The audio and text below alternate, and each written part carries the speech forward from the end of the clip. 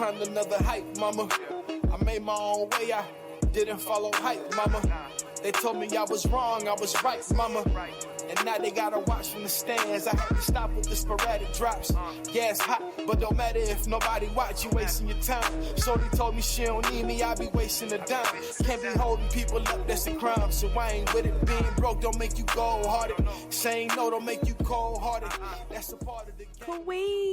Queen, what it do, my friend? We are back in the living room. What are we listening to today?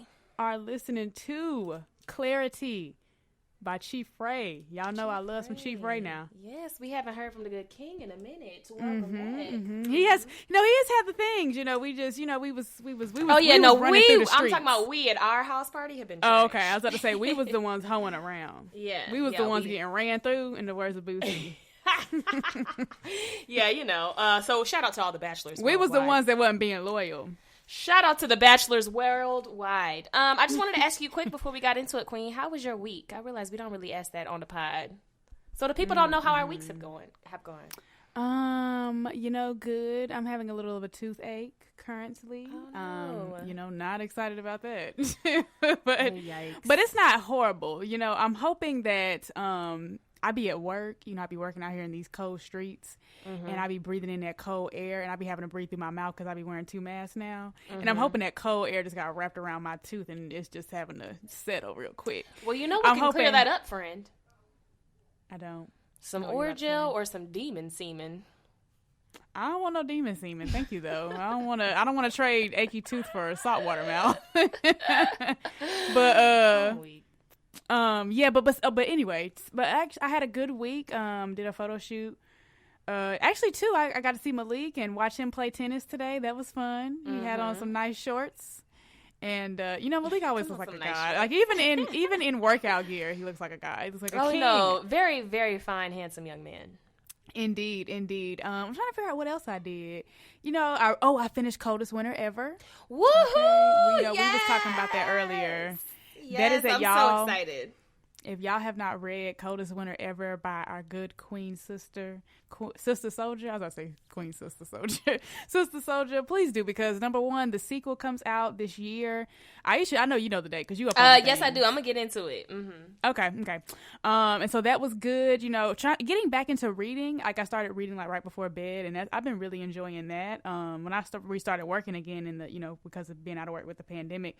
I had kind of fallen off, and so it's really nice to I literally will come home and be like, okay, cool, let me wind down, let me take a shower, get this possible corona off me, you know what I'm saying, get off me, and then I read, and then I go to sleep. So it's been a good week. I have really enjoyed coming home and reading and finishing that book up. Now I'm kind of sad because it's over. Now I know how you be feeling. Yeah, because I literally and you know what, I was telling you earlier, I just got the Portia Santiago story, A Deeper Love.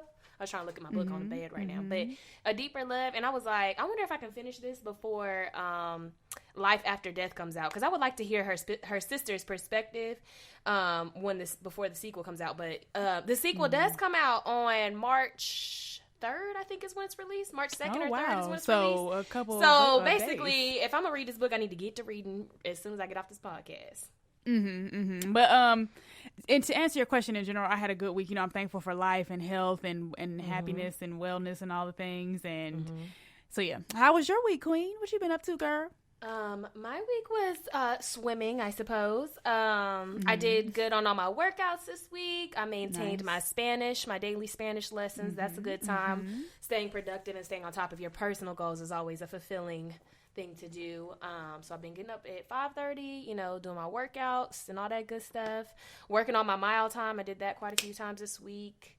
So yeah, I'm grateful for my health. You always forget, when you have an injury, you always forget, damn, there's so many days I didn't want to run or I didn't want to do push-ups or whatever. And I just chose not to do it because I was feeling lazy or tired. But really, I should have just been showing my body how grateful I am for it to be working properly and whatnot. Yeah. So I always have a good week whenever I, physically feel healthy all over and I can get my workouts done. My mommy just dropped her new collection. And me and Kiera was on the phone, breathing, sweaty, anxiety. They actually had a glitch in the system. that was letting some people buy early on the app, but not everybody.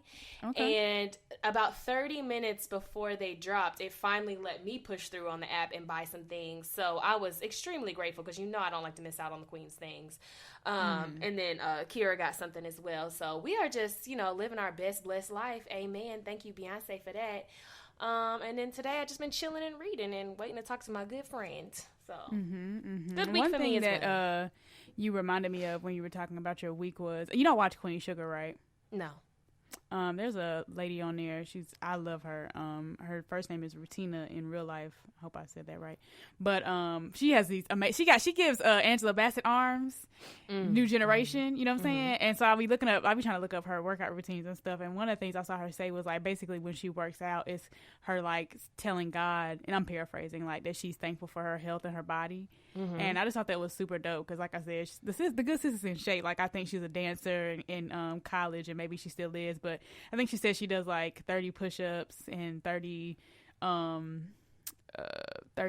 tricep dips, and I think she maybe does some kind of circuit of that or whatever. She's like, yeah, I do that like every other day. And I was like, that sounds about right, because these arms is cut for the gods, honey. She literally was like, basically people bring up her arms so much that she low-key be embarrassed about it. And I was like, child, if I had these arms, honey, listen, looking like Angela in What's Love Got to Do with It. But anyway, I just wanted to bring it up because that's what it reminded me of. But I am glad you had a good week, accomplishing great things, and I'm happy to be here with you in our living room, ready to get to the things.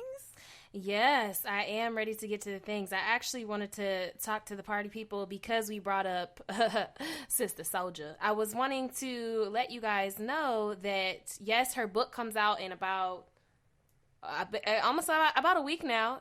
It'll be out. It comes out on March the 2nd. And I will be placing my purchase. I think I'm gonna go with Malik Books. It's a Black-owned bookstore out here in LA. So I'm gonna try to get my order from there. That's the goal. But if not, they'll have it at Target, Barnes & Noble, Amazon, etc. But I wanted to bring it up to let y'all know that Nia Fine Ass Long will be narrating the audiobook. So if you are not a big reader, not interested in reading, or don't have the time, maybe you can just be listening to the audiobook to and from work, because I am sure it's going to be a good black ass time. That is Life After Death by Sister Souljah, narrated by Nia Long. Nia Fine Ass Long if you're nasty. And I just want to say, first of all, that is, of course, dope because, we love our good black actresses. We love to see ourselves represented on screen and whatnot.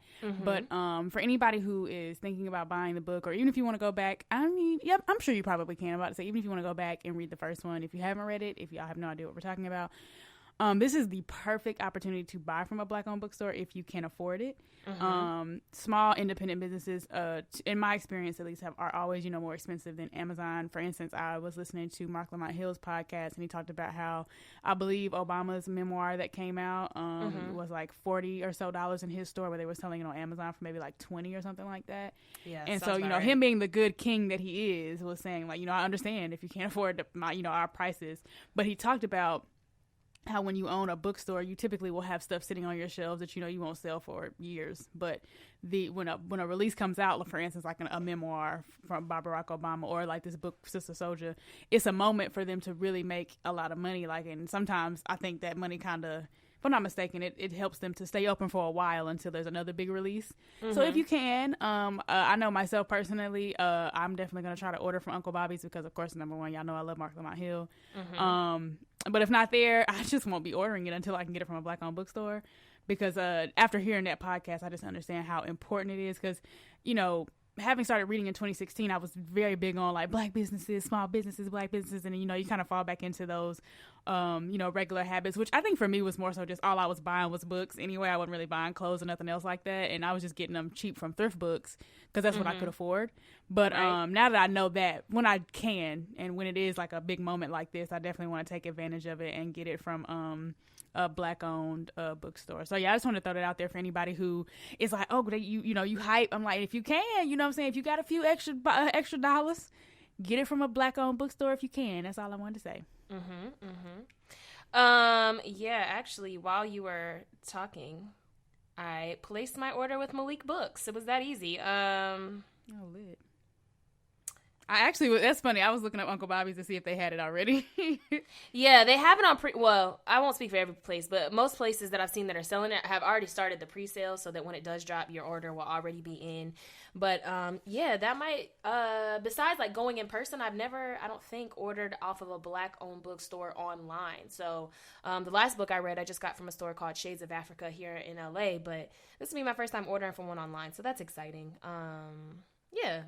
Shout out to the readers worldwide. But if you're not a reader, trust me, guys, I just want to let y'all know, if you're into just fun, good Black ass stories, it could be anything, I don't know, from Power to Scandal to How to Get Away with Murder. Like, you know, if you're enjoying the Black things, check out this novel because it's really a fun read and it's an exciting read for men and women because, of course, she has the midnight versions of the book as well. Yeah, check it out. Anyway, this is a long rant to say, pick up a book, y'all. All right, indeed. We love to see y'all reading out there. Show us your big Black books. So, Queen, what is your first month in review for us? My first and only month in review is for Boosie, aka Boosie Badass, aka anything else he might go by because I've never been a listener of his music. I was not in the streets doing the things. But as I'm sure y'all may have heard, and if you haven't, you know, we are here to let you know what is going on with Boosie. He was on Vlad TV, and he said also the hell of the internet next to Facebook. He said he wanted him a good girl. That's all I want is a good girl. That's what he said. Good girl. And to which he was referring, he was asked by Vlad, like, I think what he in general thought about Lorie Harvey and all the men she's been with. Like, I think, you know, he mentioned P. Diddy's son, Michael B. Jordan now, some race car driver, Future, and maybe another guy. Trey Songz, I think. Akon's brother. Yep. And he was like, you know, basically we got to stop giving all, I'm going to see if I can, we got to stop giving all the praise to the women. We need to get a praise to the bachelors out there. That's what he said. To which a lot of things went through my mind. Number one, why are we asking Boosie this? Is my first thing. Like, yeah. Question Why? Relevance. This is why I said it was the hell of the internet. Because, sir, why are you asking another man about a woman that he has not dated? Right. So his that was my first opinions thing. on how she dates, girl. We don't give a fuck. Exactly. And I guess again, I guess this is just kind of like your hot tops. Maybe that's what he does with celebrities, and he asks them about all kinds of things. I watch Vlad TV. I think normally if I see a clip and I'm like, this is a pretty good interview. Or if I see a certain person, I'll go watch it or whatever. So I'm not a subscriber, if you will. And so I don't know why, but I was just like, because like the whole video, it was like a 4-minute video, and it was just him talking about Lorie Harvey, and I just was like, why? What is this? And then of course, you know, I'm thinking about double standards. I'm thinking about, you know, Boosie particularly, right? Because sometimes they say it's not the message, it's the messenger. So let's take a moment and just zero in on the messenger. Boosie has 6 baby mamas, according to what I heard on Fox Soul. 8 children, 6 baby mamas. To which I'm like, you know, if we're just gonna, you know, weigh the scale, we're just gonna put it in like, you know, black and white real quick. Lorie Harvey has been with all these men, but she ain't got babies by all of them. Boosie, so already smarter than you. Okay, let's start there. You've been with all these women and you got all these baby mamas, so I was already like, huh?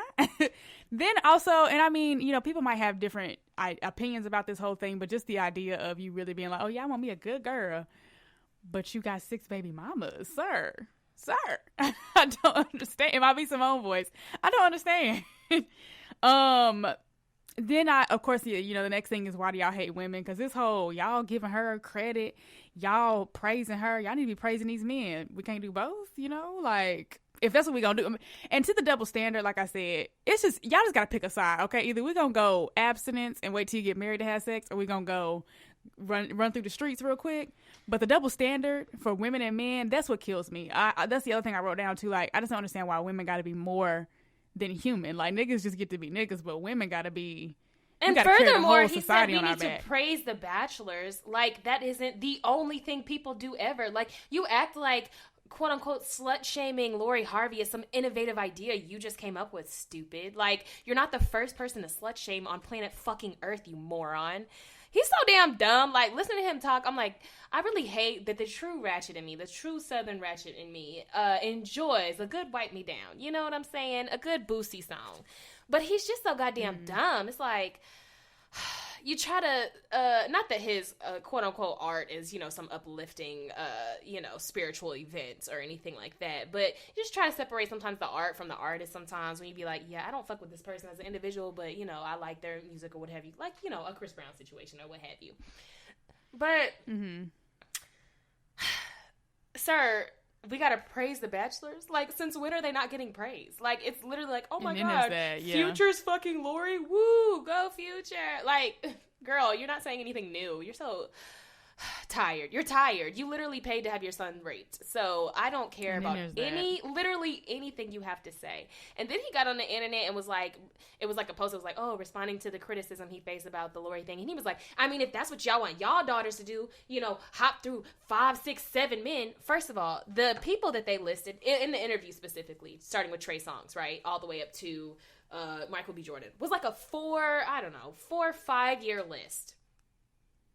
And I was like, is taking a picture with 7 different men in 4 years, is that really a lot to you guys? And furthermore, even if she were dating all of them, doesn't mean she was fucking them. Even if she was fucking all of them, still, 7 years, 365 days, 7 years, girl. 5 years, girl. Like, is that really so deep that a woman of consensual age can date more than one person a year? Are you dumb? And the other thing is, like you just said, because that was the other thing, and I'm glad you said it because I forgot to bring that up too, was... And this is just me playing devil's advocate. Who is to say she having sex with all these men? We don't know. And then, honestly, why do we care? Like, I just don't get why this is a topic. And, of course, I know we're talking about it, but it's just crazy to me that it's like, I feel like it's a topic amongst certain groups that Future got all these baby mamas, but I feel like it's not. I don't feel like it has the same weight as, like, it don't seem like it's. Glorify Future every fucking day. They got some niggas post some stupid like Future praise meme about, yo, he's so savage, that's so cool. Nigga, he's hurting, he wants therapy, but you guys are just laughing, honestly. So yeah, and like I said, for me, to be clear, I don't care whether she is or she isn't. To me, I'm like, sis, live your life. I hope you're being safe, which I will hope for anyone. But other than that, it's none of my business. And even that's still not my business, right? But I just was like, and I was like, I was saying, she don't even bother nobody. She don't even say nothing. Like, she don't even go on the internet to either clear up or deny anything. She literally says nothing. She lets you whores talk all this shit about her, says nothing, minds her own black ass, fine ass business. If she wants to date every single nigga every single day of the week, if these dudes like her, that is their business. Like, it is not your business, because guess what, Boosie Boo, she wouldn't pay you dust. Yeah, when I was listening to Fox Soul, Claudia Jordan was talking about how, like, basically just because you in a picture with somebody don't mean you having sex with them or mean you have a relationship with them. And she talked about, like, how she was coming out of I think she might have said, like, it was a show at Fashion Week or whatever, and literally she was like, I was 15 steps ahead of Corey, I cannot think of Tia's husband's name. Is it Corey? Oh, yeah, Corey. Yeah, it's Corey something. Yeah, she was talking about, she was like, I was 15 steps ahead of him, and she was like, and the paparazzi tried to turn it into a we were seen leaving together type of thing. And I was like, yeah, again, why? And I guess because, it gives us something to talk about, but I'm just like, yeah, why are we so obsessed with who these people are with and who they're dating and how many people they had sex with, like their body counts, like what is going on?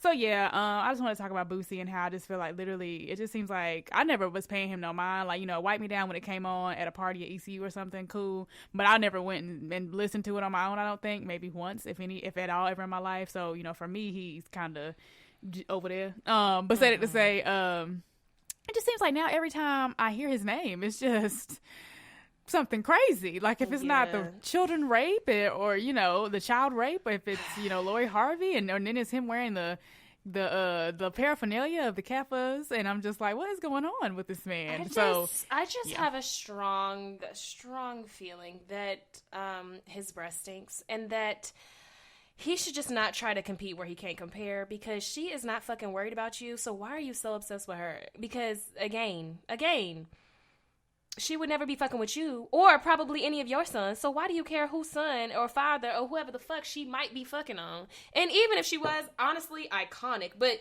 y'all niggas sing a song about Miss Parker. Y'all ain't never gave a fuck about fucking somebody's mama, hell, they granny, they auntie, they twin sister, none of that. So again, this bullshit about we gotta start praising the Bachelors. Now, girl, you could have just kept that shit to yourself, because that was dumb the second it left them lips. Indeed. So yeah, for Boosie, I'm just gonna mind my business. Try to keep my head low when it comes to the things he say, and not pay it no mind. And for me, I just want to make it clear, it's not even necessarily the messenger. It's also the message. Let's be clear. So yeah. But Queen, what did you have for look back at it? I also wanted to talk about Shaina Bell. I don't know if I said her name right, but I just wanted to bring her up because I thought it was an interesting conversation to have.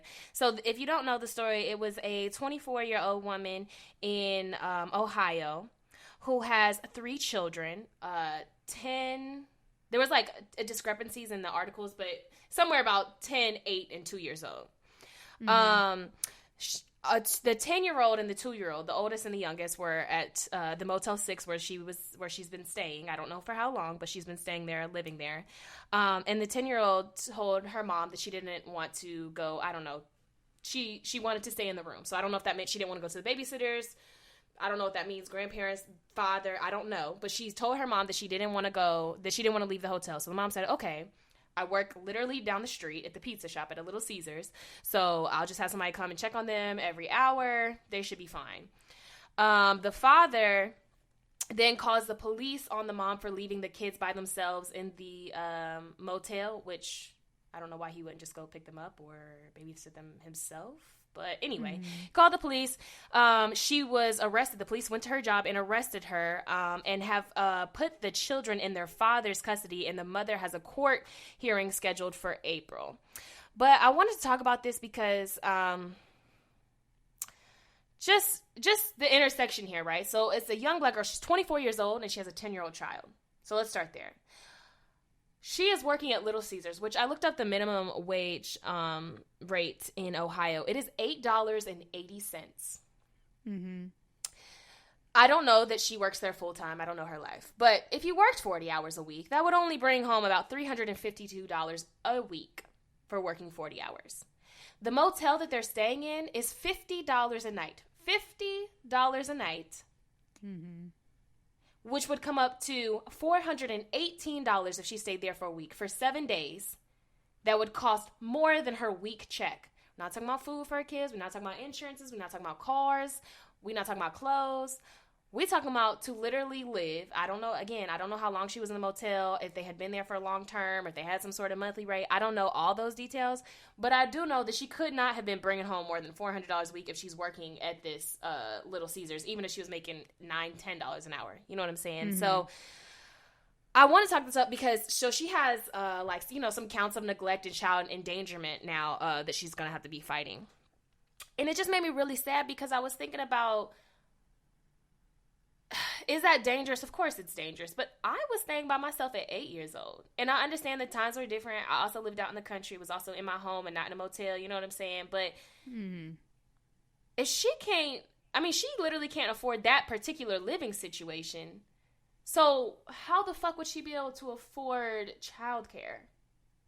Mm-hmm. And I just wanted to talk about basically how people are just set up for failure. Like, you're just set up to fail from the very beginning. And the thing is, when people are, pro-lifers, pro-choice, whatever, it's like, you are mad at her for neglecting her children, but if she chose not to go to work and just get assistance, then she would just be a leech to the government, and y'all would all hate her for that and be like, oh, why the fuck this young hoe got so many kids and can't afford to take care of them? So she goes to work, she loses. She doesn't go to work, she's a leech. It's fail. I did see that the young girl, Shaina, her mother started a GoFundMe for her. I don't know if her mother lives close by or in the state or whatever. I didn't get those details, but she started a GoFundMe for her, and the goal was to raise her $5,000, and they have raised like 143 was the last count of it. 143,000. I also saw that QCP, Pierre Thomas, who is the owner of Quality Control, put out a statement like, hey, somebody put me in contact with this young lady. My mom also had to do this, and it wasn't about abandonment issues. It was because, my mom couldn't afford to work at a pizza shop and afford a proper childcare. You know what I'm saying? Like, I've been there. So he sent $10,000 to her fund himself. And so now she's saying, like, basically, I'm very appreciative, I'm not mad at anyone. I don't blame anyone, for, calling the police on me or whatever. Nobody left my children in that motel except for me. Like, that was my choice that I made. But, I was trying to do the best I can. It's just like, sis wasn't out at the club. You know what I'm saying? Right. She was working. Like, and again, if you do the math, people, the math ain't mathing. How could she afford to live and to take care of her family? Or it's like, it's either that option or be a leech. And y'all don't like neither one. So what are we supposed to do? Yeah, it's very sad. Number one, and you may have seen it, and our roomies may have seen it also. But there was this video of this lady breaking down, like, I think it was minimum wage, and like just how the cost of all these different things, like the cost of maybe healthcare, right? The cost of a house, the cost of groceries and gas, and how, like, I think once she broke it all down, like it was in the negatives or something like that. I can't remember if it was minimum wage or not that she was breaking down, but like, it is crazy to think, like, and we talk about this all the time, like the fact that for me is like God gives us time, right? God gives us life, and life, is equal to time, and then the system that we live in makes us have to trade that time in to make money just for things to survive, right? Like, and so many of us are literally in survival mode because we have to live check to check, just getting enough to make it to the next check, right?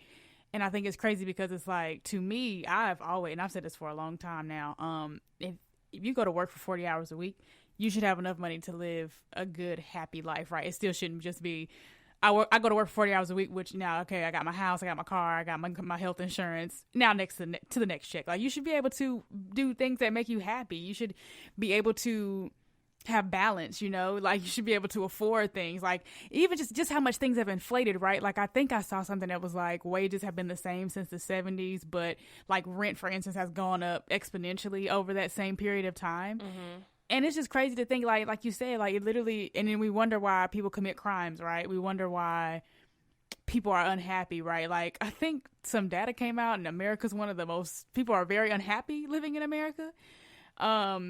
And even like, and we see it even with the pandemic, right? Like, all these other governments have been giving their citizens, $1,400 checks or $1,200 checks every month since the pandemic started. And our government has given us one $1,200 check, then a $600 check over, it's almost been a year now. Yeah. It hasn't been a year. Oh, but yeah, almost a year. Coming up in March. Mm-hmm. So, yeah, and then mind you, this happening also to this woman, also in the midst of a pandemic, right? Like, mm-hmm. And it's, again, it's very sad to me that people can work so hard and have to trade in their life just to make money, just to be able to survive. And all they get out of it is just going back to the next check and struggling some more. So, yeah, it's very sad. And I definitely agree with you. And it seems like a never ending cycle too. Like, once you're in it, it just keeps going over and over and over again. And so, yeah, I'm happy, but I am very happy to hear that so many people, because this is the second time I feel like recently that we've seen somebody go through something on the internet and people are galvanized and help the person out, right? The last time we saw this is with Tessica with the glue situation. Like, they saw that, and then she asked her what, like 1,000, and got what, 20? I can't remember now, but way more than she asked for, right? Something. Yeah, and that's the same thing. With she was like, because this went, viral on the internet, a lot of people are saying really mean, hateful things about me, about my parenting, about my children.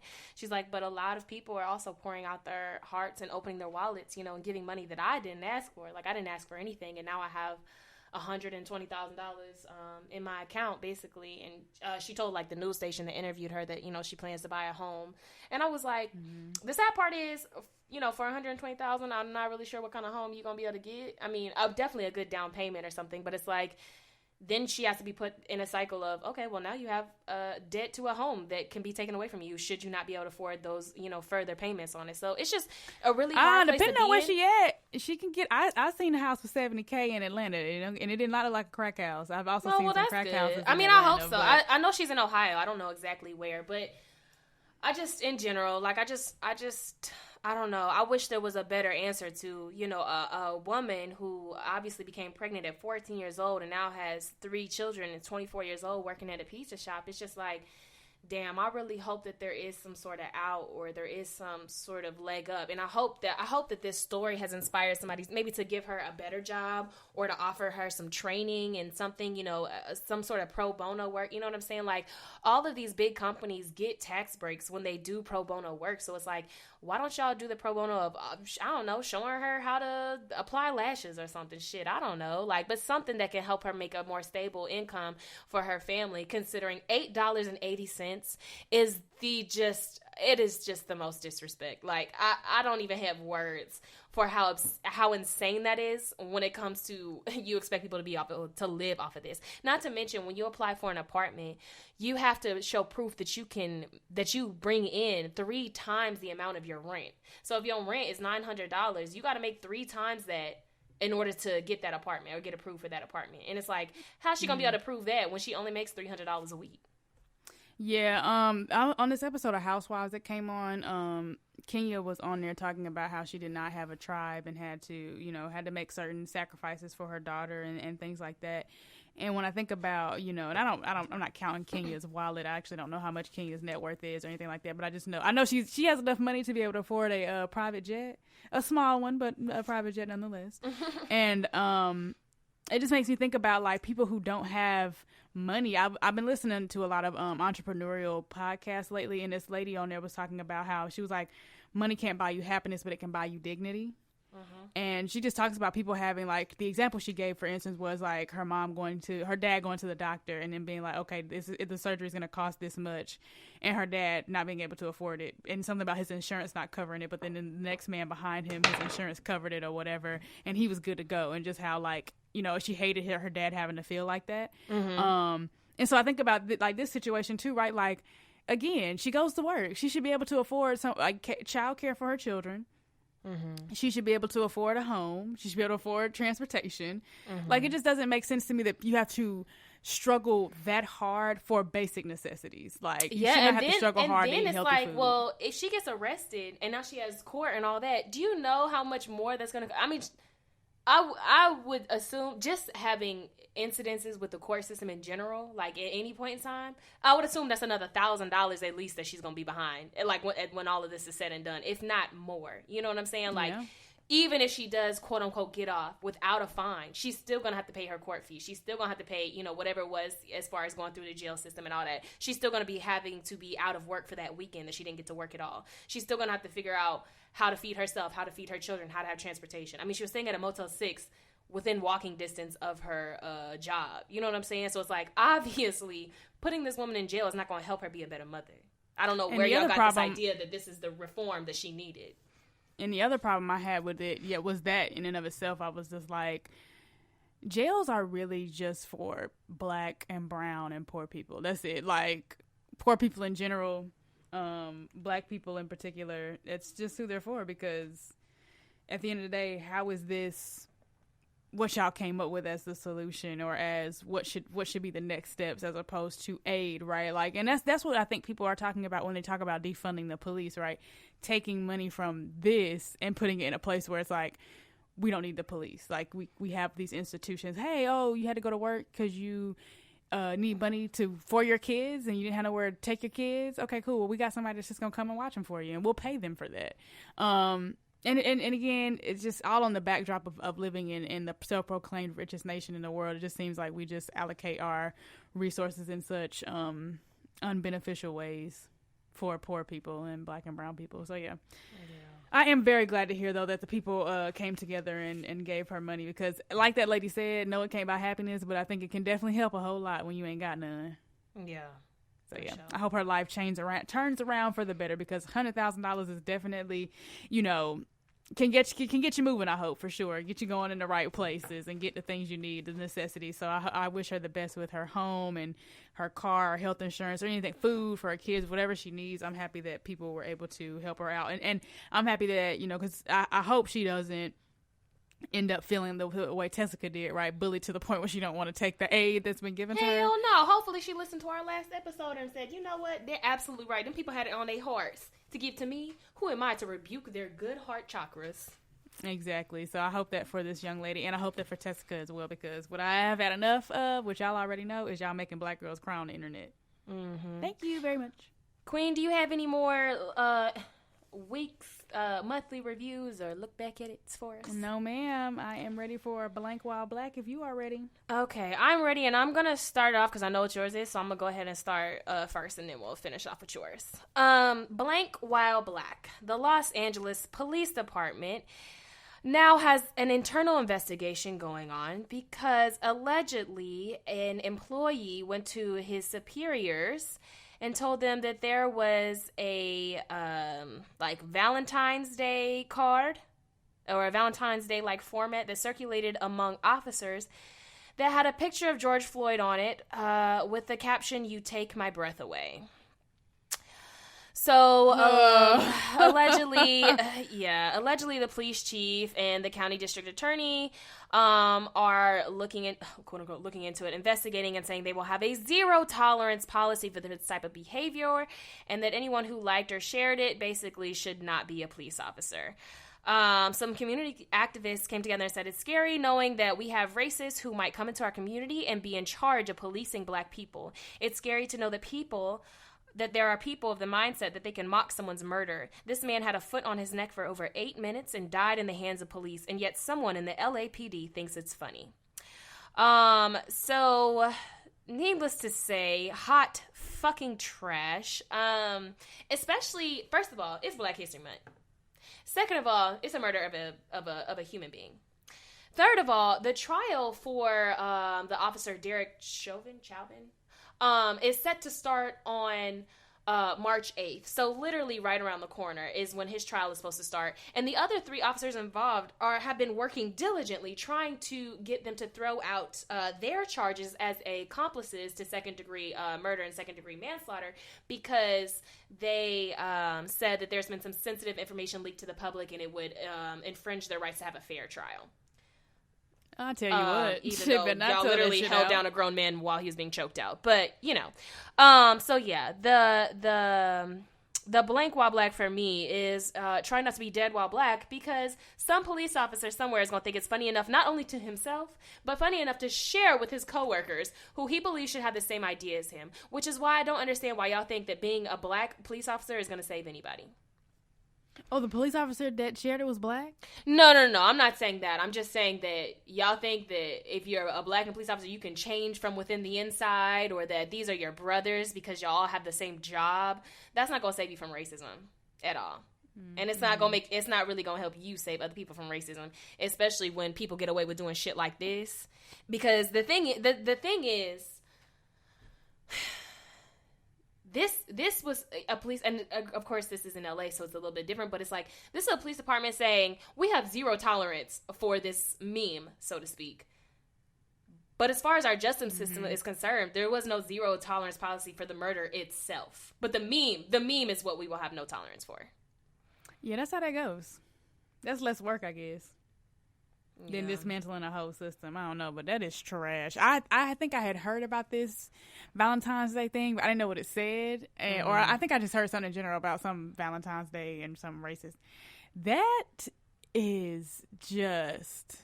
It's so, I feel, and the first people I always think about in these cases are like the family. Like, could you imagine being like, related to George Floyd, having cared for him, loved him, heard him laugh, seen him cry, just be a human being, be a person. And, this person that you love gets taken from you. And then in the way that they do, and you hear that there's some police force, I don't give a fuck what entity it is. It could be a doctor's office. It could be, I don't care. But you hear that there's somebody out there, some group of people talking about you take my breath away on a Valentine's Day card.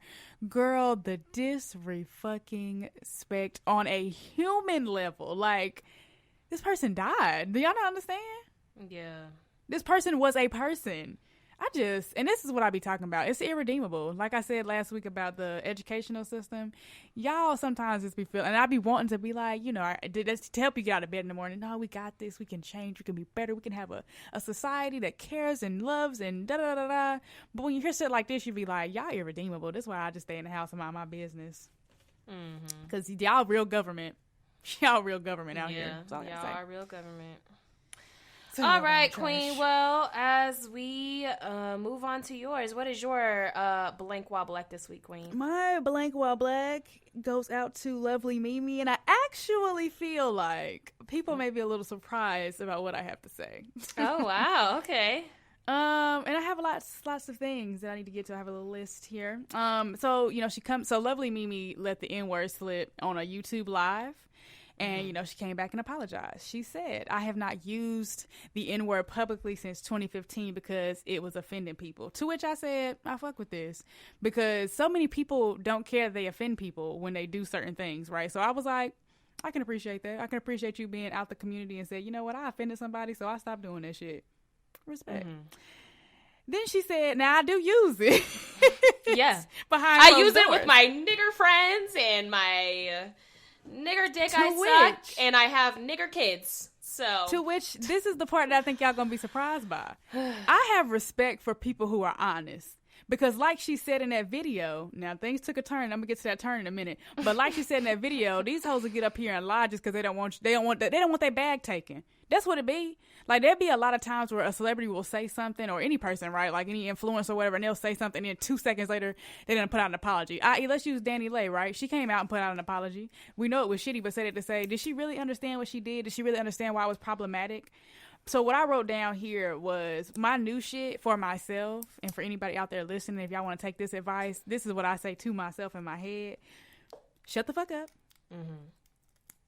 Let the dust settle for a minute. Do some self-introspection, and then come back with your rebuttal, right? Because I think sometimes we get so defensive that we're not even listening to the grievances of these people, right? And it makes you want to bring up Daniel Kaluuya. Damn it. I always be about to fuck his name up. He was on The Breakfast Club, and they said, how do you feel about people who say, non-black people, non-American black people shouldn't play American black leaders or American black heroes? And he said, I listen to those people. Now, mind you, he still took the role, so I don't really know how I feel about that part. Because I was like, well, did you listen? But okay. But at least in word, right? I was like, I fuck with this. And so, for instance, when Lovely Mimi said, I offended somebody, and therefore I don't use it no more, I was like, I can respect this. You know what I'm saying? I can also respect the fact that she came out and said, I do use it behind the closed doors, though. Because at the end of the day, I think a lot of these people just be wanting to apologize, not really giving a fuck. They just don't want to lose. Which I would like to say, the first time I ever laid eyes on Lovely Mimi, I said, oh, this bitch used the N-word. Like I said, I don't care. Correct. I don't care what nobody say. I don't care if she said it on TV or not, because in the words of my favorite queen sister, some more, who said, I think the password to all white people shit is the N-word. And to which I was like, She said, next time you got a white coworker, just look at their keyboard and see if they end a little faded. She said, you laying on that end, I see that, Nancy. But, so I was like, I can respect her saying, like, I'm not going to get up here and lie. So that's the part that I felt like people were going to take as a surprise. Now, the turn. Yeah. When sis said, don't get up here and call me no goddamn racist, because I ain't no goddamn racist, because I got black friends. Because I hire black people. That's what took me all the way to the grave. Listen, y'all. What y'all must not do when y'all apologize is, specifically for racism, is say anything about any kind of relationship you got with whatever the group of people is that you done offended. And because, don't even bring that shit up. Because even if they allow you to say it, or maybe they don't correct you because they don't really know how to, because they don't let you say it too many times, they don't know where to start. That's neither here nor there. But when you start throwing out, I got black kids, I fuck black men, I have black friends, I know they just sitting there like, whoa, this ain't got shit to do with me. I don't know why you're bringing me into this. Because I know if that was my mama talking about something, I got black kids, I can say the N-word. I'm like, first and foremost, Terry, that ain't got shit to do with me. Don't bring me into it, because I ain't backing your ass up. Mm-hmm. I am not the gatekeeper of, the N-word and of the blacks. So don't look to me to ask for your pass to say the word that you ain't got no business saying, because I am not Asian. So if I had an Asian child and I started using derogatory Asian slang just because my children are, how the fuck you think that makes her kids really feel?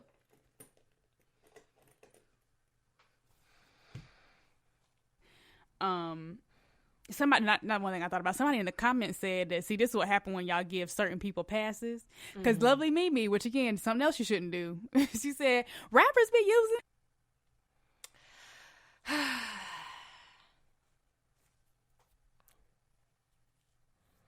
She said there's all kinds of other races that use it. Listen, we trying to get that heat off you? I understand. Like I said, I ain't saying it's right, but I was like, I understand. But say that to say, again, I have been saying for a long time now. Like, for instance, I think, 6ix9ine using the N-word?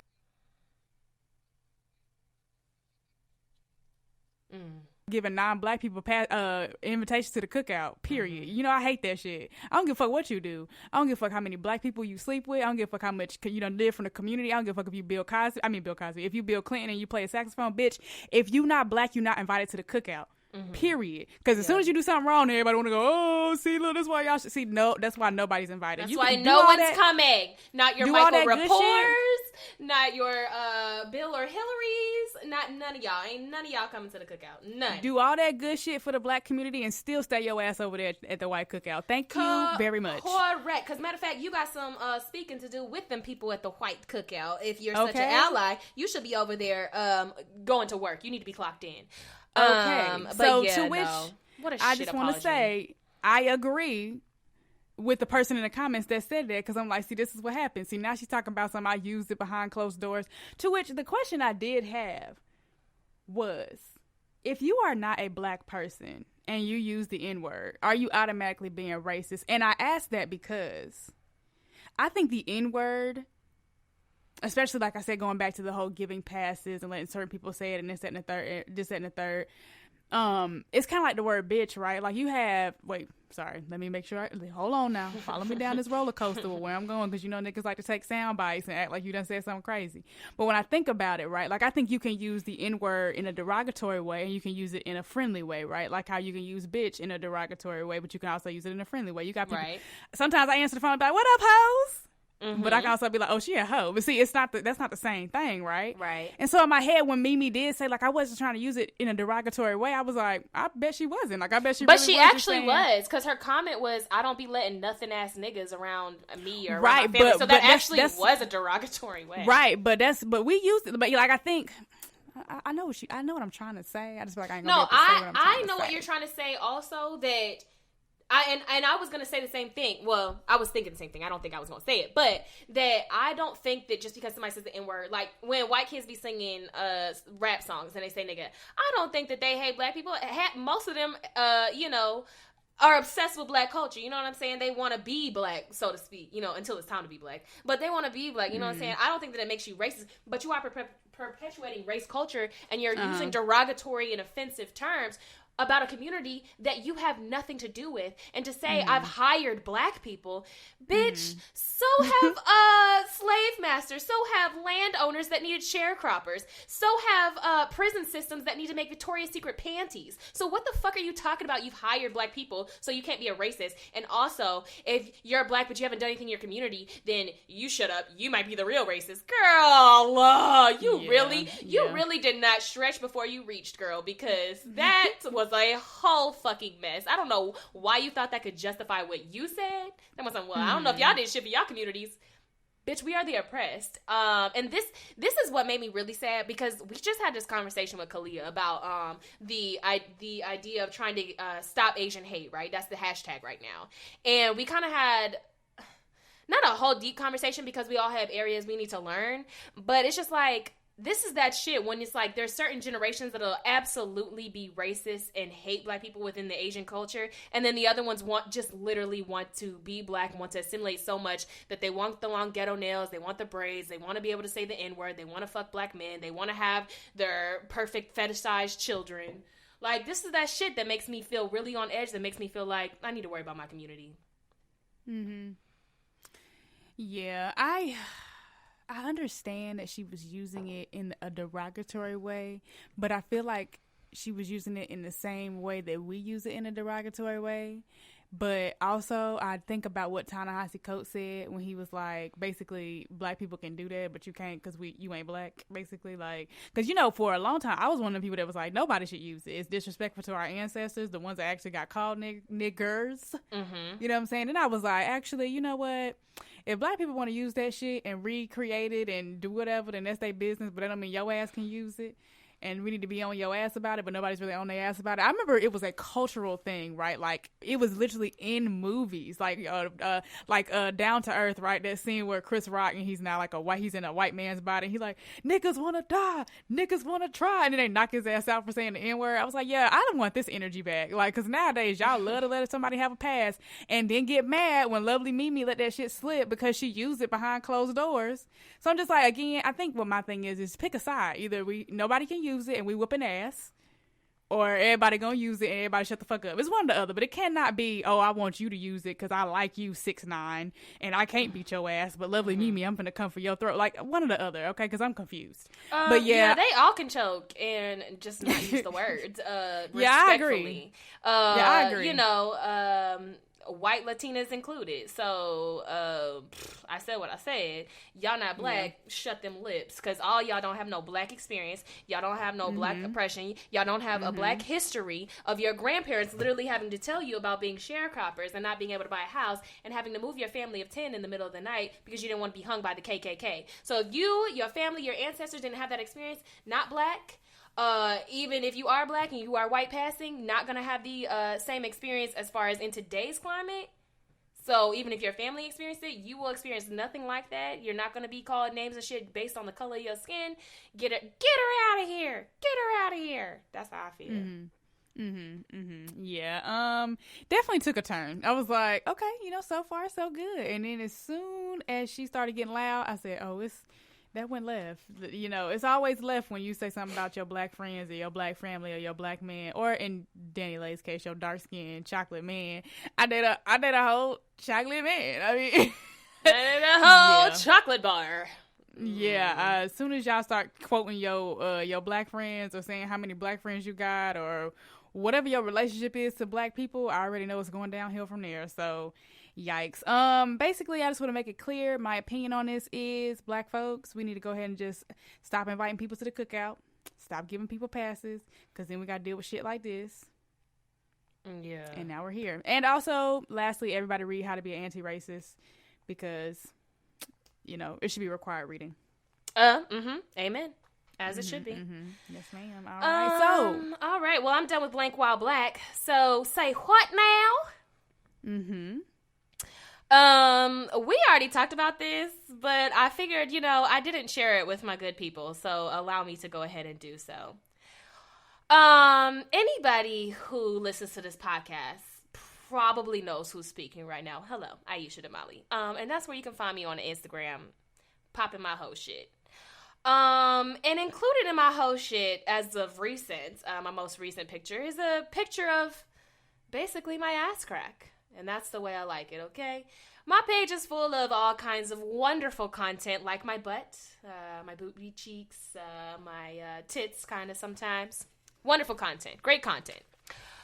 So about, I don't know, a week ago, maybe, a pastor followed me by the name of Pastor, I want y'all to find his page, Pastor_Williams, where he has in his bio that he is a pastor, an international evangelist of the Church of God in Christ, revivals, seminars, conferences, men and women conferences, life coach, husband, father, and grandfather.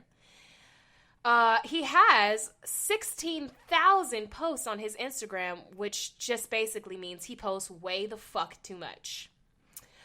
But I was wondering, I'm like, now why the fuck would this pastor follow me? How did he find my page? Why is he following said page? What did he come here to see?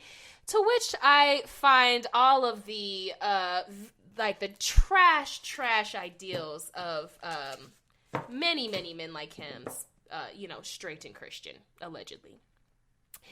And he has a post on there of two black men who are wearing t-shirts that say gay is the new black. I'm assuming they're at some sort of, gay pride situation, probably. And the caption on the picture said, "A clear and present danger."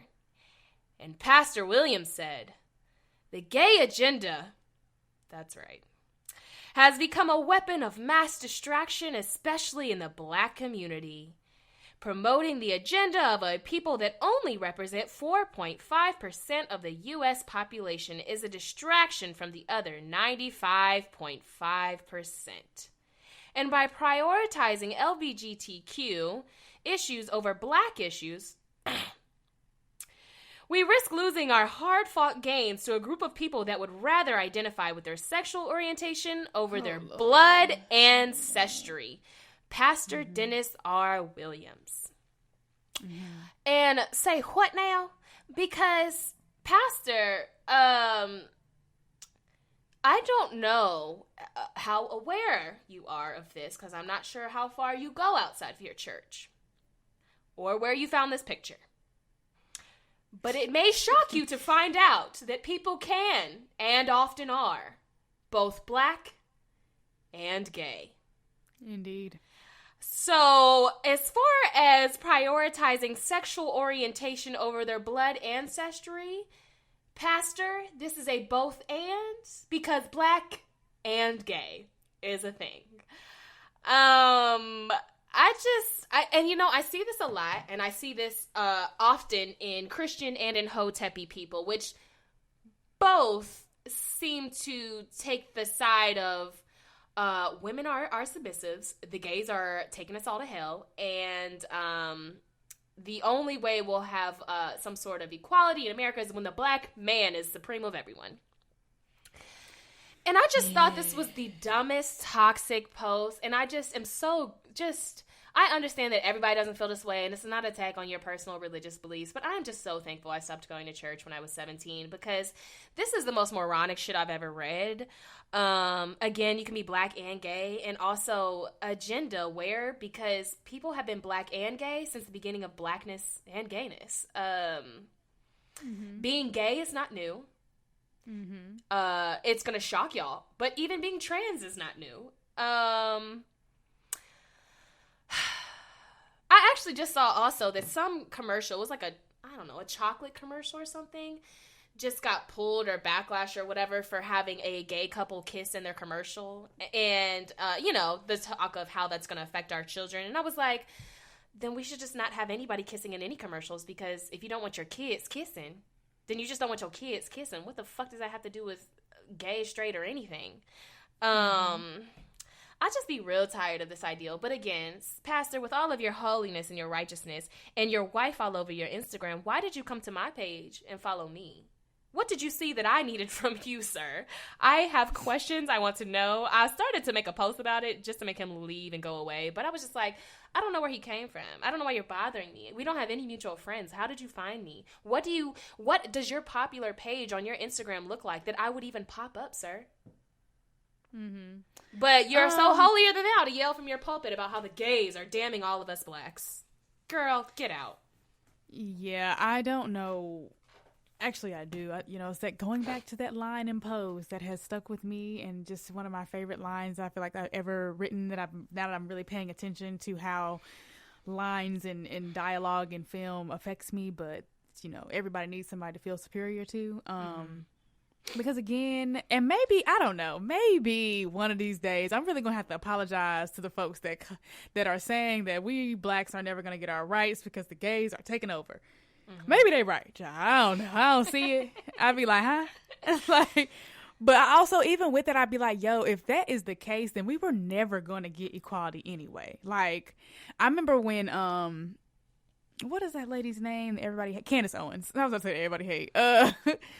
She was like, y'all better be concerned about this immigration shit, because if all these Hispanic illegals come up over here, then Black people are going to have a real hard time getting they ain't going to have no political power no more, is I feel like what she was saying. And I just thought to myself, if that's true, then we was never going to make it anyway. Like, if our getting equality is really fixated on the denial of it from other groups of people, be it LGBTQIA+, be it these quote-unquote illegals, which y'all use to dehumanize these people who are coming over here quote-unquote illegally, we were just never gonna get to the promised land, is all I be saying and all I be thinking in my head when I hear stuff like this. And I am very sorry to our Black and LGBTQ+IA brethren and sistren and non-binarians. I try to say, you know what I'm trying to do there. I'm sorry to y'all because the homophobia just be jumping out of people. I think I already talked about on this podcast how we were having a Zoom call. It was all black love, this, that, and the third. And the man that was talking then just said, you know, forced homosexuality. And then the conversation took a left. And I was just like, we really be minding our own business.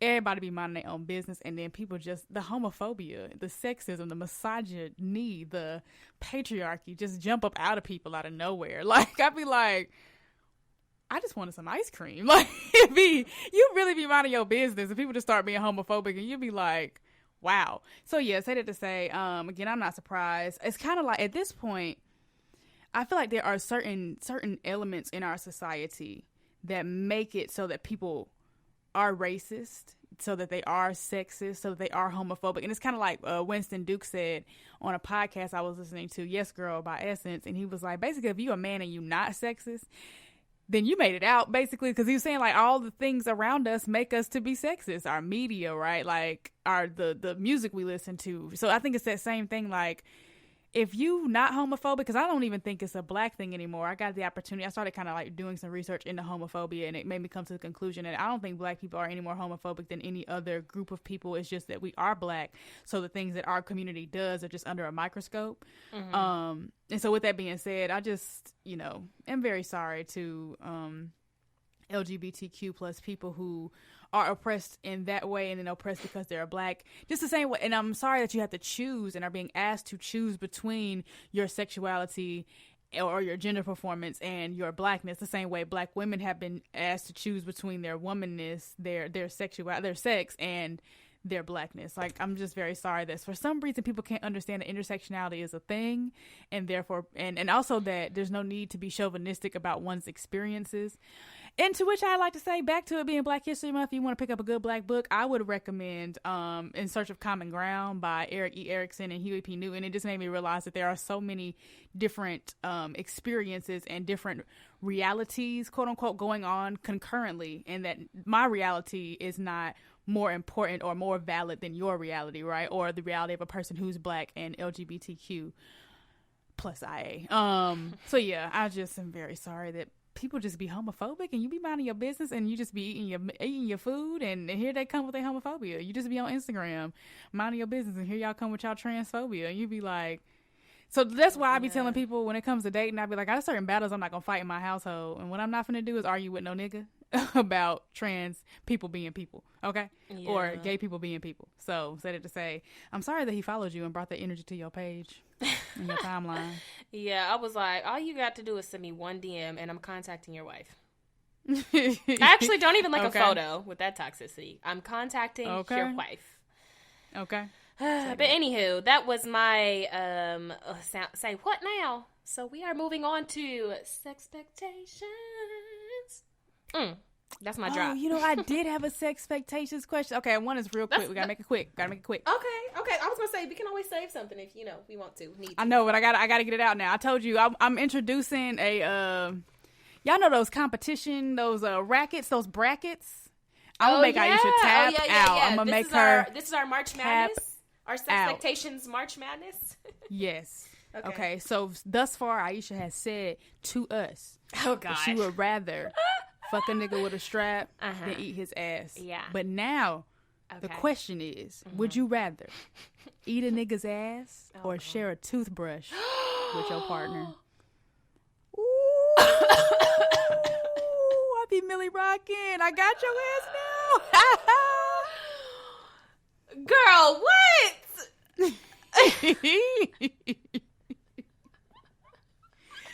Oh, I'm brilliant. I'm so brilliant. I love me. Okay, wait. Okay, I'm sorry. Say it again. Would you rather? Well, I need to repeat it for. Because I need to say this concisely and clearly. Okay. Would you rather eat a nigga's ass? Would you rather toss a nigga's salad? Or would you rather share a toothbrush with your partner? Okay, so I'm gonna go with I wish you could see my face. I'm gonna go with toothbrush because I'm gonna dip it in like rubbing alcohol or possibly bleach before every use. Yo, I don't think I'm ever gonna get you to eat a nigga's ass, but I'm gonna keep on I trying. don't think so, because I truly don't want my mouth there. I'm so weak. Okay, all right. We had to get it out the way real quick. All right, y'all. So I fail again. I shall go back to the drawing board. I'm in my Mojo Jojo voice. I've been watching the Powerpuff Girls lately, but I'm not going to go on a rant about it. Okay, so my real Sexpectations was actually more informational this time. Okay. So in Tennessee, they have introduced a bill into both the House and the Senate as of last week that would allow a person to petition the court to keep a pregnant person from getting an abortion. Now listen to these facts. You don't even need a DNA test.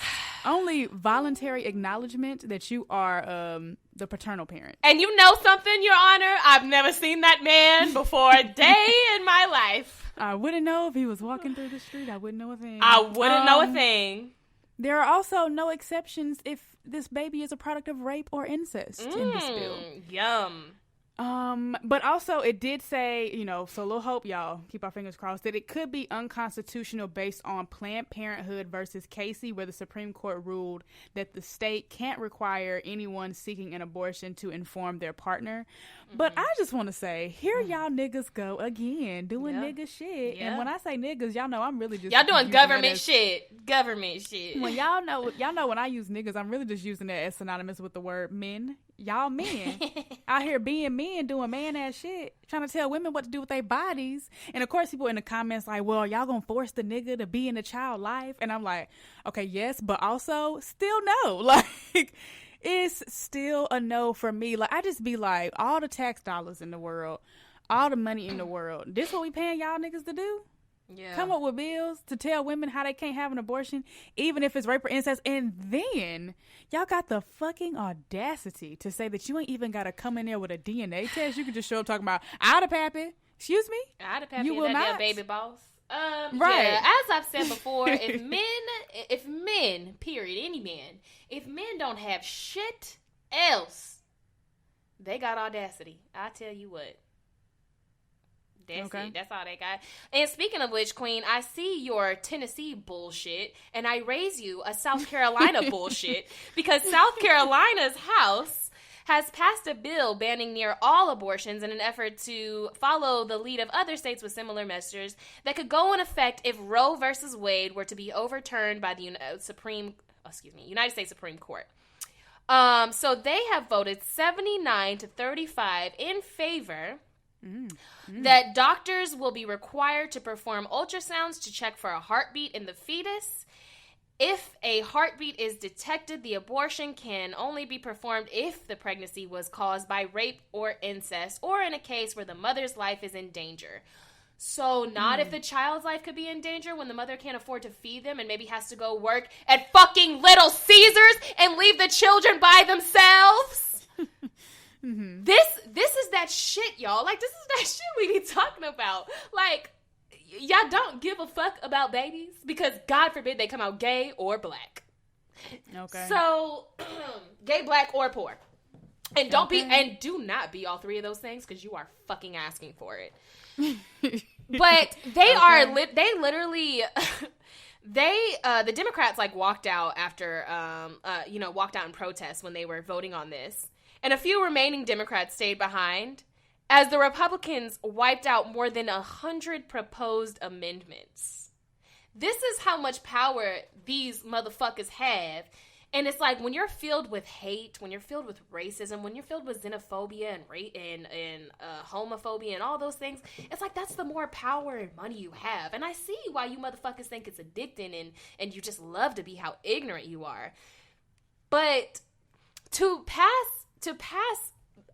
bills that would go into effect if Roe versus Wade were to be overturned. So basically, the second that shit could be overturned, y'all got all of these ducks lined up, ready to motherfucking roll, ready to destroy women in their personal autonomy they have over their own fucking wombs. Like, yours was, okay, even if you are raped, oh well. Mine is like, well, if you're raped and if you're going to die about it, maybe. But it's like, if we find a heartbeat, it's a wrap.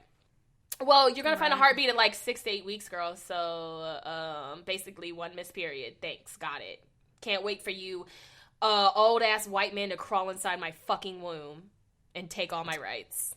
Oh, right. I just don't. Again, it's kind of like when I think about those sodomy laws, which I feel like aren't all gone, but do not quote me. No, they're not. There's not. I don't know about any place in the United States. I think that would definitely be illegal. But definitely in the world, I've definitely read of countries definitely still having sodomy laws.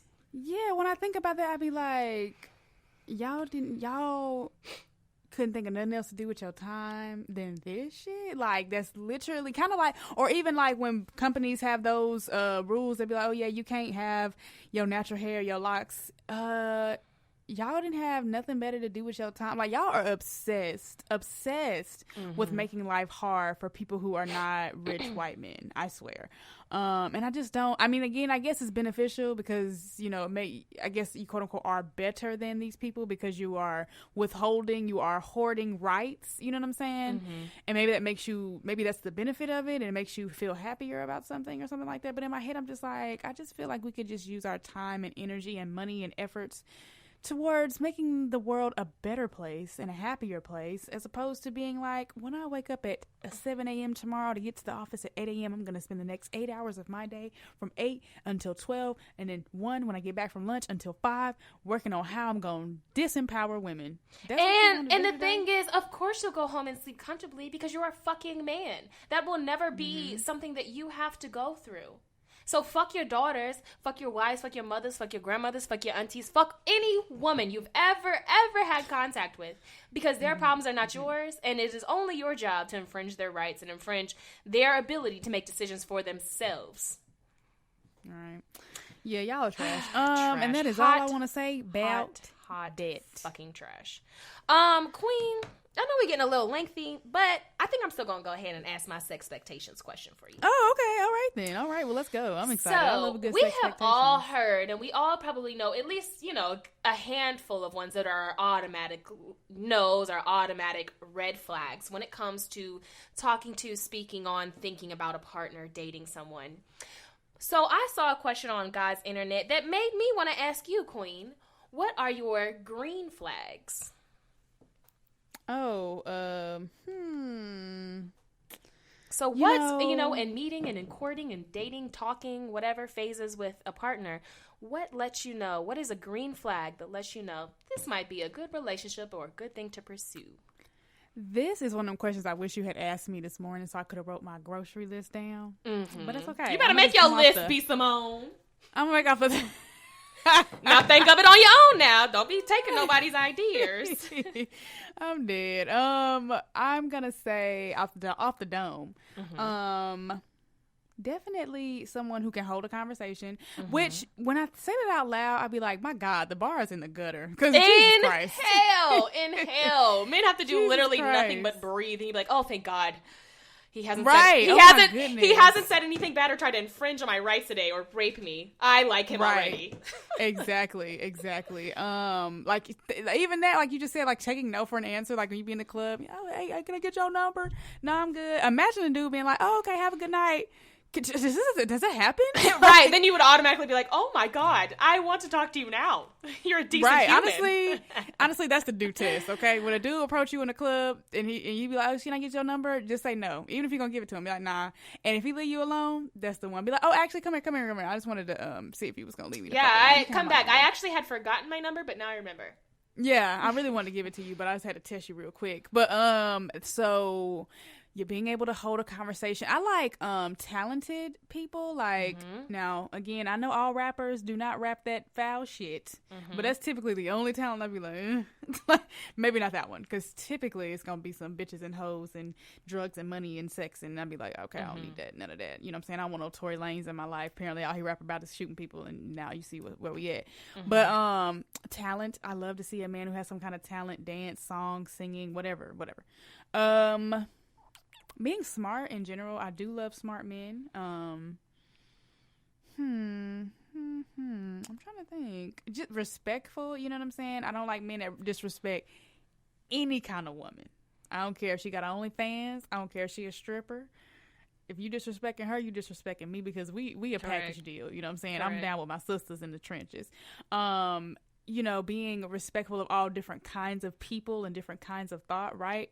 I know this is about to be a red flag. So the inverse of this, like I just said earlier, I'm not going to fight these battles in my house. If you ain't LGBTQ plus ally, if you up in here talking about some foul shit about trans women or trans men or gay people, you talking about gay people going to infringe on our rights, you know what?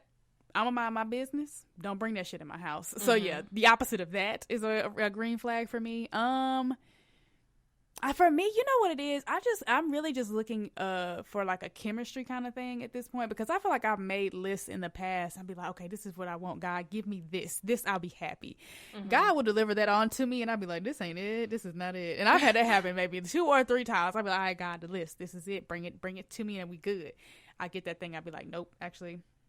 That wasn't it. So I think it's really just about feeling chemistry with the person, feeling safe with the person, like you were saying earlier. It's all green flags. I'm just at this point going based off of how I feel on a soul level now. But those other things are definitely, like I said, I love a man that's got talent and that's smart. Those are green flags for me. Respectful of all people. If he reads, okay, if he got a bookcase in his house and literally bookshelf was on my list. I'm like, no, that tells me a lot. That gives me a lot of answers. Okay, that right there, yes, I live. I do love an ambitious man. Like, it's great if you're already established, but I also understand that some of us we still in the mud. We still making our way through. But if you got goals and you got heart, you know what else? If you got personality, because another thing I feel like, and one of these days when I get famous, they probably gonna come for me when this resurfaces. We'll see. Fine. I feel like straight men don't be having personality. They be so worried about people calling them gay, they just be stiff. I be like, listen here. Now you gonna have to make me laugh or something. You know what I'm saying? So yeah, sometimes I just be feeling like straight men are so concerned with being called gay, they just be kind of boring. So I love somebody that's got personality. Like, I'm trying to think. Who's somebody who's got a lot of personality that I love in my life? Never mind. I don't want to hold us up. But yes, I don't know about a personal one. I was going to say like a Miguel. He gives me very comfortable with his masculinity or sexuality. I do love that. You know what? And I'm glad you said that. Being comfortable also with your sexuality, having personality, and then also being comfortable with your sexuality. Like, you ain't walking around saying, if I wear that pink shirt, people going to think I'm gay. Anybody got time for that shit? I can't. I don't have time to babysit. Or, you know what? My favorite, that tweet. Y'all, if I wear this dangly earring, am I gay? Listen, I ain't got time. I think you gotta fuck other niggas to be gay, bro. You gotta bounce, dog. You gotta bounce. But yeah, those are some of mine. What's yours, Queen? I know you said bookcase. Love a book with some books on it. Green flags. Definitely how he treats others. I don't need you talking shit about people. I don't need to know anyone's gossip. I don't need you being rude to a waitress. That's like so. I'm sorry. Green flags. People who are nice. People who, I get my little man hating hat on to get a little hot. People who are nice, people who tip well and understand people in the service industry. People who shut down negative conversations. Love that. Love that for me. Love that for you. Holding doors, just general like etiquette. You know, like holding doors. Walking on the right side of the street. Like if you move me on the sidewalk to put me in safety. Love that for me. Remembering little details. Big green flag. If I say, wow, I really love green apples. And then you just bring home a green apple, I'd be like, what the hell? Like, you remembered me saying that I liked green apples? Like, it doesn't have to be some big monumental thing, but it's like, you listen to that really small detail or... You know, or if I say a certain date and somebody remembers, I'd be like, wow, that is really, dope to remember such a small detail. And then I also put cleanliness. I love a clean nail. I love a clean teeth. I love a clean clothes. I love a green flag, good smells. I don't know what it is. I don't know if it's people are transitioning out of it or what, but you don't really smell cologne anymore. You know what I mean? Like, I just feel like people don't, put the little extra on their day, so to speak. So I love a good cleanliness, smelling good, all those green flags for me. Because I'm like, whoo, he cares about his health. He might be trying to get that booty ate one day. He cares about his cleanliness. Okay, so maybe we can get you okay. No, I don't care. I don't care if it's like a germaphobe. I don't care if you're a germaphobe. I'm not. I'm afraid it's gonna be a dingleberry or something back there. I can't do it. Okay, moving on. Black on Wait. black. Wait. Real quick. I thought of some things when you said some things, and then I'm done. Okay. Open-mindedness. Okay. All right. And then also, if I had to build a man, 2 things. If you can make me laugh like either you or Brittany, listen. That's it right there. Okay? That's right. That means you niggas have no chance because I am the standard that Sydney will hold you against. If you are caring like you or Kalia, if I feel cared for the way I have felt cared for by y'all, that's the thing. See, being friends with y'all has ruined my day in life. And then lastly, you know, as I said, bars and hell. But if you guys are, if you're comparing these dudes to how I make you feel, Queen, I'm sorry. There shall to be a man alive. And lastly, if you got personality like Jawar's, listen, if you come into a room and you light that shit the fuck up, because people love Jawar's, okay? You mention his name, people just start smiling. Okay, so a mixture of me, Jawaris, Kalia and Brittany. Brittany. I'm trying to think. A mixture with Jaden and a little bit of Party and and a little Tupac. And a little Tupac as well, and a little Chemical X. And a little bit of Martin Lamont Hill and Chemical X. There we go. I like that. We are on a good wave here, friend. Okay, all right, I'm done. All right, so 2 black on black support, which I completely forgot about. Johnny, that's fine. I have plenty. For one, if you have not listened to Gammy's podcast, Gammy has a podcast called Positively Gam, and it is so good, y'all. Like, I really need Gammy to adopt me because, wow, I need her in my life. I cannot even imagine how I would have thrived just as a human being if this was my grandmother. I love her down.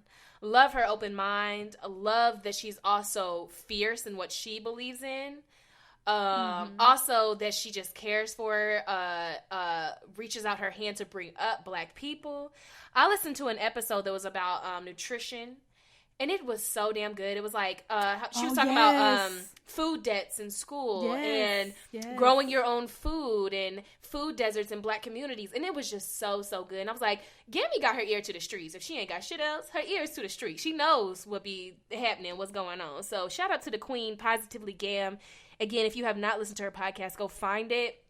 She has an episode with Will Smith on there too that was also really good.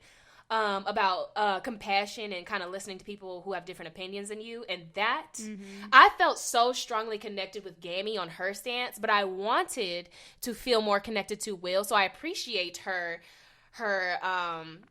like banter, kind of the battle that she was giving Will to be like, no, this is really how I feel. Like, I'm sorry if this is bad, but this is how strongly I feel about protecting my people and protecting, you know, how people talk to us and how people treat us. And it was just so good. Y'all, check it out. It's really good.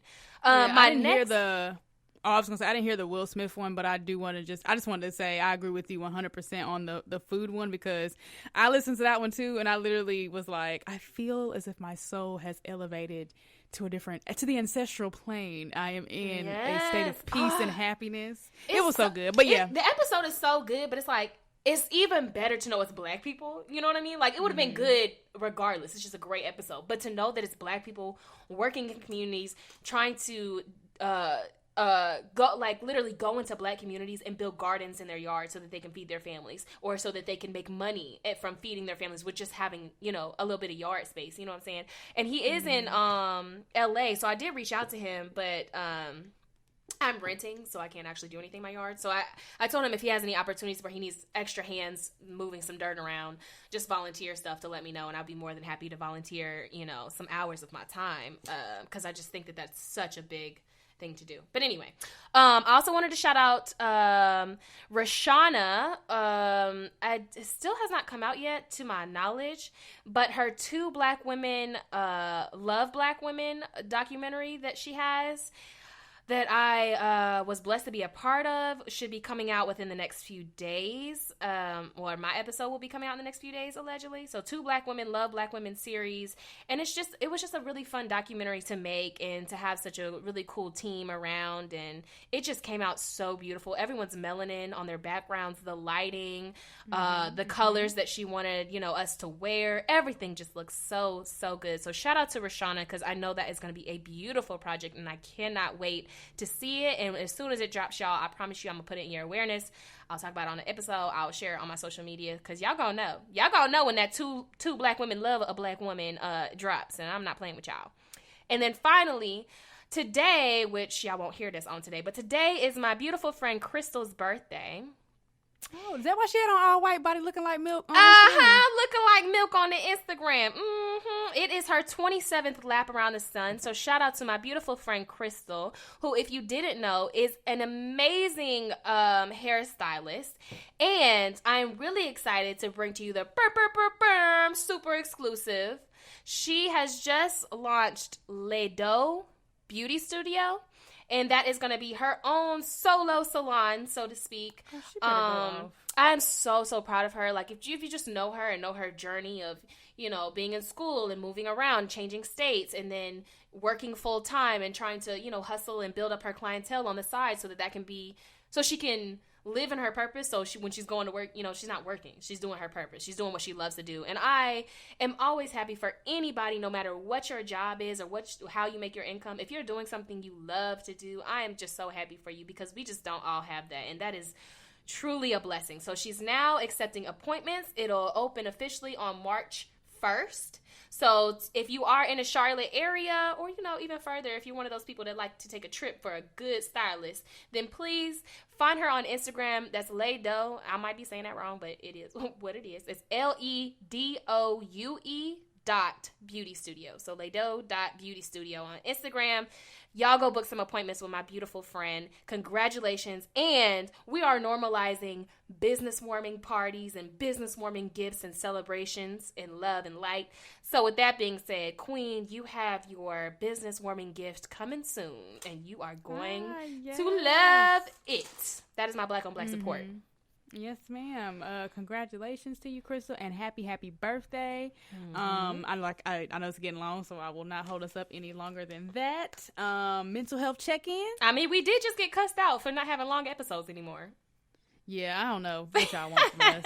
In the words of Issa Rae, I don't know what y'all want. I don't know what y'all Actually, want. Y'all want these 30-minute episodes that are eight episodes per season, or no? Issa actually do know what we want from her, so I don't even know why I quoted her. But anyway. Yeah. For mental health check-in, I actually wanted to shout out my good best friend Kalia for saying this thing to me. Aww. That she said she read in the book and passing this on to me, and it was, to paraphrase, I don't know if this is the exact words, what would you be doing if you didn't feel blank, right? Like, so what would you be doing if you didn't feel sad? What would you be doing if you didn't feel angry right now?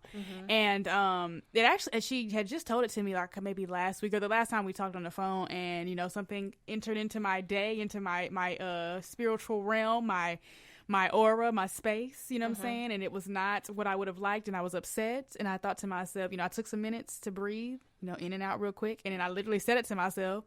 And I was like, what would you be doing if you didn't feel angry right now? And I think at the time I was trying to look up more like manufacturing stuff, trying to get my next Do Not Bleach collection out. And then I just did it. And the next thing I know, like, I was kind of immersed in that work, and I had forgotten about the negative feelings that I had been feeling. And so I wanted to pass that on to someone, because now, again, it's not to say that, you know, people aren't really dealing with, you know, serious issues, but to say if, you know, something just happens to you and all of a sudden you're sad, or if something happens to you and all of a sudden you're angry, just to try saying that to yourself. What would you be doing if you didn't feel blank, whatever that emotion is, and seeing if that works for you? Because like I said, this last time, it definitely worked for me. I was able to keep going and get the work done that I had wanted to get done that day, and was super thankful, because I had never thought of that before.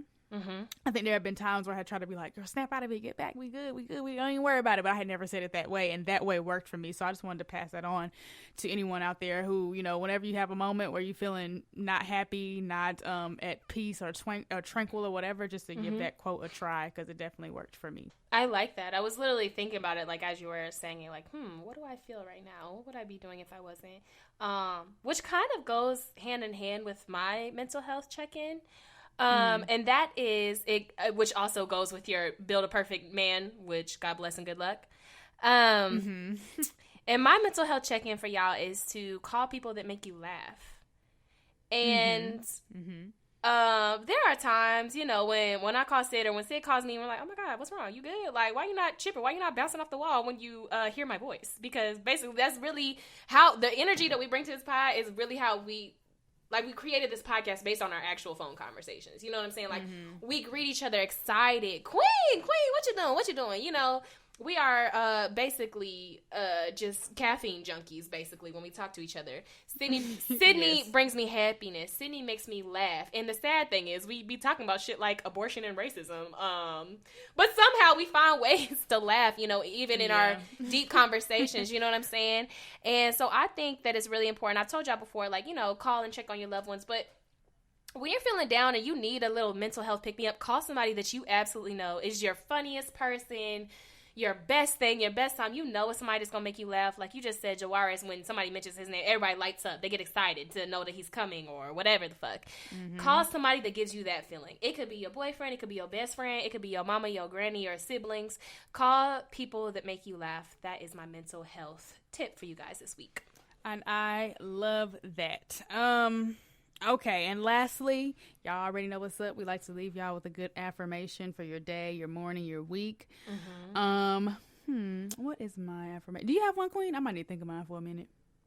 Mine was just going to be kind of a repeat, and that is that you are beautiful. Y'all be proud of yourself, love on yourself, talk nicely to yourselves. Yes. Don't be bullying you now, because you was our roommate. And if you bully our roommate, you're going to have to see us in the streets. Okay. Absolutely. And I'm going to just uplift that. Be kind to yourself. Be gentle with yourself.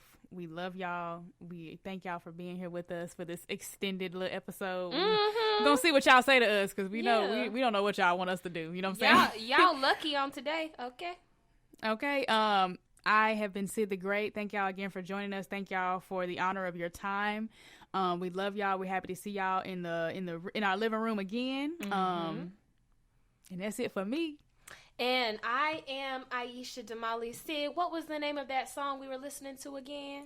That is Clarity by Chief Ray. So I'm going to need y'all to go to SoundCloud, to go to where the things are and listen to that, because y'all know he be dropping them good gems, that good soul food. You know what I'm saying? Mm-hmm. Go ahead and rock out to that. And we up out of here. Bye, y'all. Make you cold-hearted. That's a part of the game. If you my brother, then for you, I carry part of your weight. Please listen. I came up on mixtape Wayne. So believe. Chief gon' do his mixtape thing. I survived everything them demons threw my way. And I ain't never going back. They gotta sit my pay. I'm on the yacht hollering out my state. I'm trying to get it now. Keep it going.